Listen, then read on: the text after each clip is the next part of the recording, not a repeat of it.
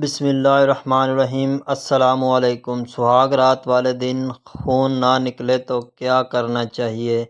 پیارے دوستو، آج کی اس ویڈیو میں ہم چند ایسی باتیں کرنے والے ہیں جن کی وجہ سے کئی رشتے بننے سے پہلے ہی ٹوٹ جاتے ہیں۔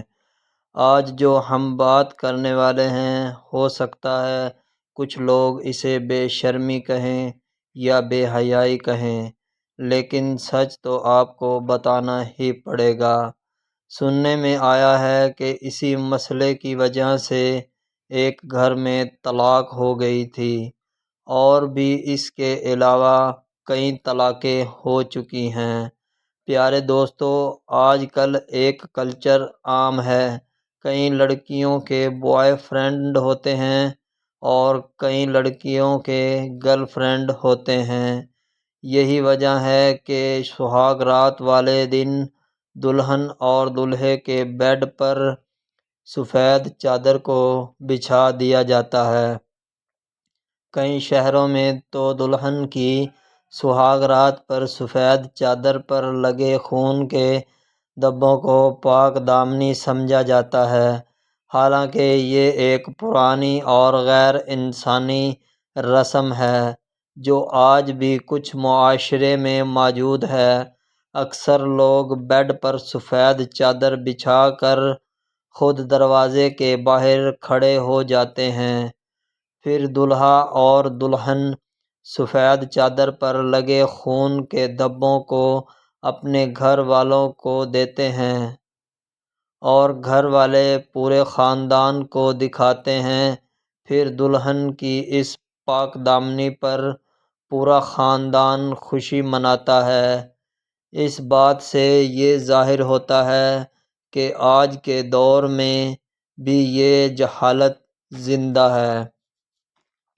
یہ رسم اسلامی ممالک جیسے مراکش افریقہ، مشرقی وسطیٰ اور جنوبی ایشیا کے مخصوص علاقوں کی قبائلی روایات ہے۔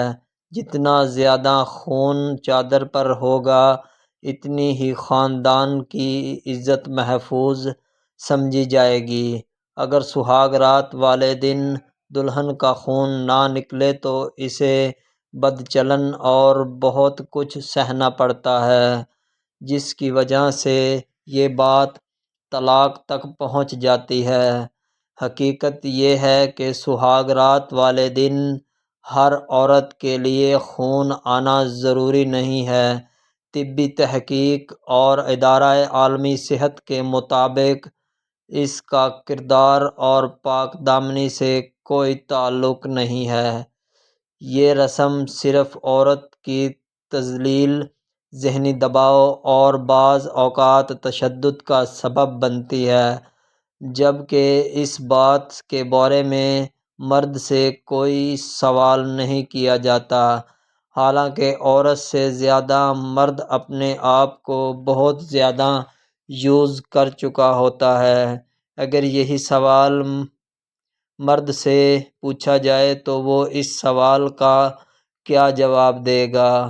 عزت کسی کی چادر کے دھبوں سے نہیں، اس کے کردار سے پہچانی جاتی ہے۔ اس لیے پیارے دوستو، اگر آپ کی شادی ہو چکی ہے تو ٹھیک ہے، اگر آپ کی شادی نہیں ہوئی تو آپ نے ان باتوں پر یقین نہیں کرنا، کیونکہ یہ کوئی اتنا بڑا مسئلہ نہیں ہے۔ کیونکہ عورت کی شرم گاہ کے اندر جو پردہ ہوتا ہے وہ بالکل ہی باریک ہوتا ہے۔